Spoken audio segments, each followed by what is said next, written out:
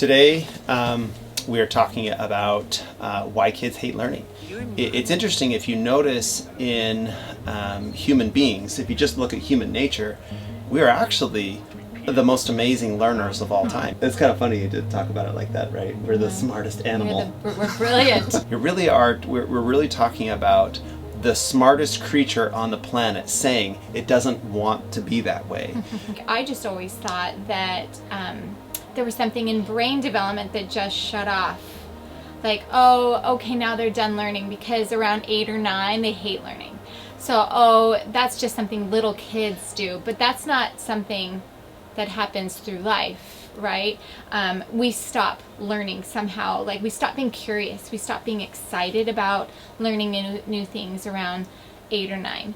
And I thought it was kind of a brain thing because I just saw it like widespread, right? Kids are like, I hate it, right around right around that age, like 3rd, 4th, 5th grade. You know, you can always think of the select few who are like, no, I love it, you know. But it's typically because they love it for a different reason, yeah. Right? They're loving it because their parents say that they should want this particular grade or this particular outcome at school, or their teacher has something to do with motivating them in a particular way with candy or this, yeah, like I'm motivated by candy. My teacher gives me candy if I do this work. Yeah. And there's always like we always talk about, you know, there's studies that have shown that like the method that public school uses, it works for about 10% of students. So people always say, oh, because they have this 10%, like, oh, I know this one child out of 10 that just is so motivated to get the A and to turn in the work, and it looks, and we say that is, oh, they love learning, or oh, they're smart, and so we're kind of exploring what does that actually mean? Like, what is loving learning? Like, what is learning? And why then do 9 out of the 10 kids struggle or say they hate it, or that's like 9 out of the 10 Those kids. Good odds. They're not real humans. It's like there's one human out of the 10, but but the rest of them are subhuman. One of the things that we would like to talk about and encourage you to do today is to think about context. And I'm going to talk about context through a story. So we had a student at the school, and this student was bright in every way. He came to the school, and his parents were saying, oh, he doesn't like to learn, he's really kind of burned out. They were saying all the things, right? He just, didn't care much about learning. But we got to know him, and he was bright. He was intelligent. He was funny. He was gregarious. He was all the things that seemed like it should combine together to be a good learner in any environment that he was placed in. But he had been the excitement for learning had been beat out of him long ago. So he came to the school, and right when he came to the school, I was talking with some students about setting up a rocket class.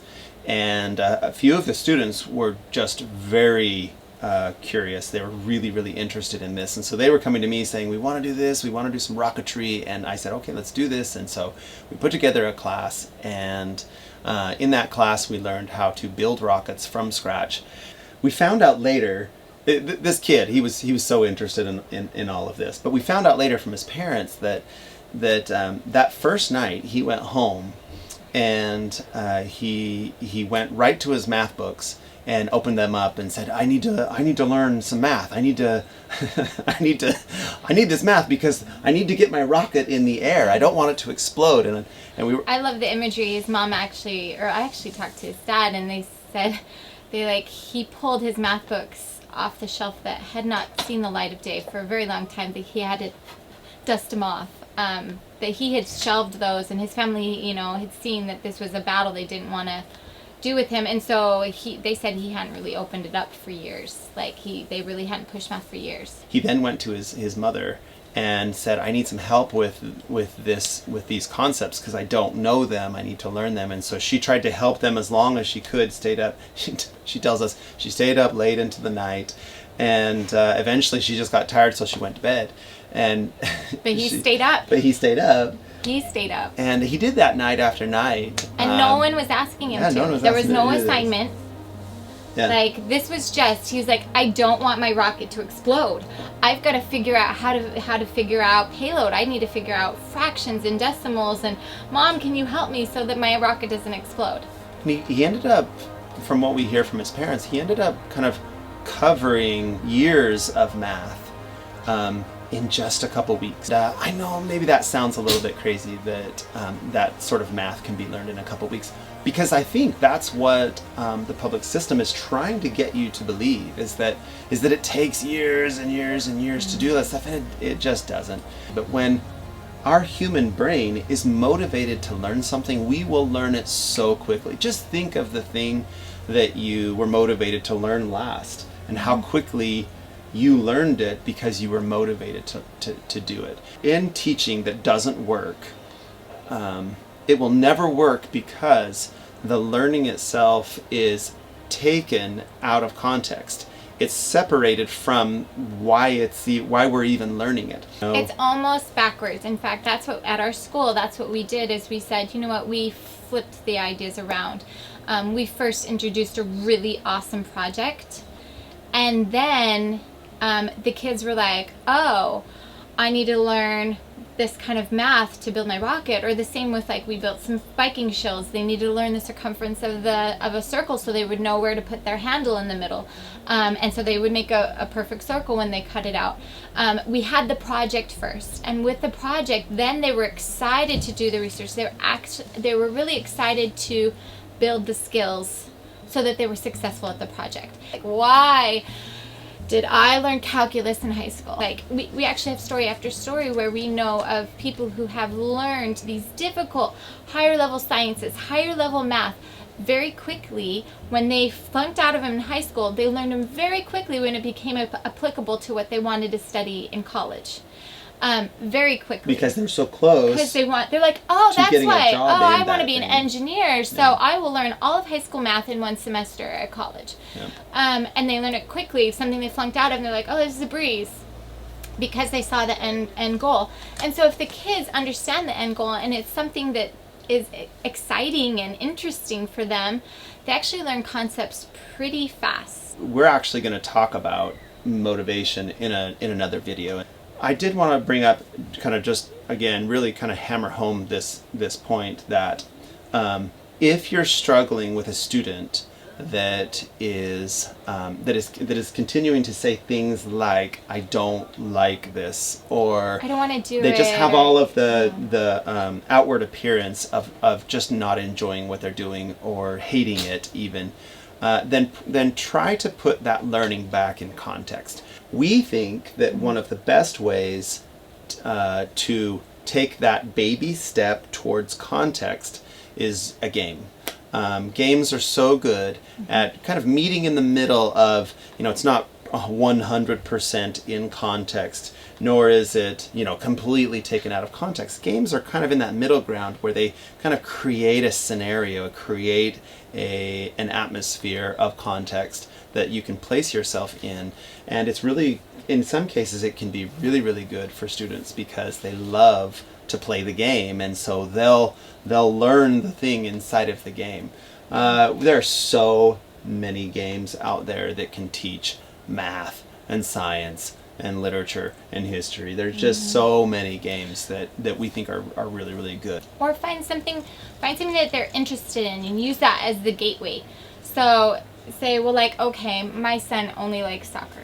And it's like, well, start to pile on the books of soccer, both nonfiction and fiction, and maybe you guys can do some kind of soccer math.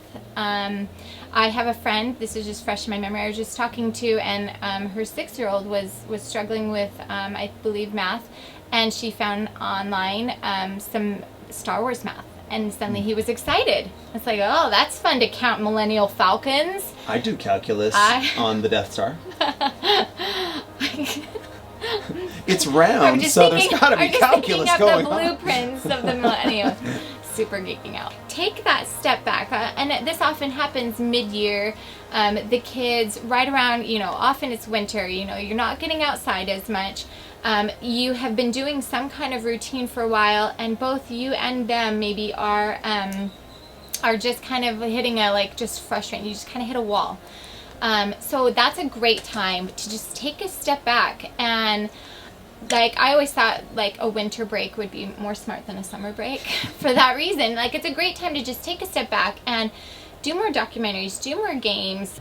We often do this with little kids, right?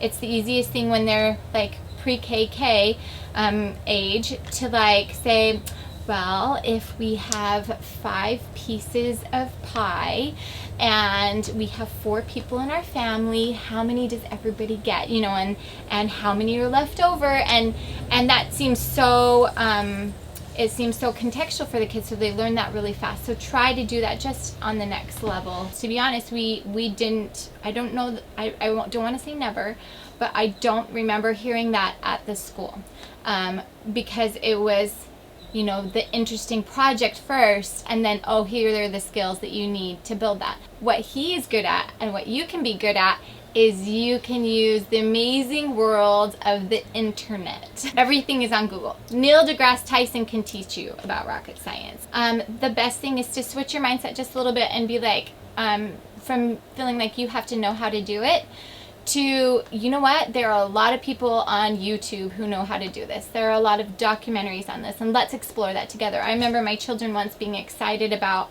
I don't even remember what the gateway was, what they were learning about, but they ended up being obsessed with the Panama Canal. And so I don't know anything about the Panama Canal, but I am very good at finding video on YouTube when they were young. And so we just watch all the videos on YouTube about it. So if you're feeling, that's overwhelmed, I don't know how to do the projects, it really is just you're good as a parent at knowing what they are interested in, and just use that as, like I said earlier, your gateway to finding things. And you really just don't worry about being the teacher. You help find it on internet, help find the books, help find a game about it, or sit down and read together and do a book together. Do math together, that's what I meant to say. But you don't need to be the expert, and that's the beauty of it, is there's just so much information online. We've learned a lot, and so keep watching our videos. Please comment in the comments section, and like this video and subscribe. You've got to subscribe on this video because it helps the video to spread. And so like the video and subscribe to our channel. Share it with your friends. If you have a friend who's struggling, share it with them. Well, that's it, right? Yep, that's it for this week. See you next week. All right.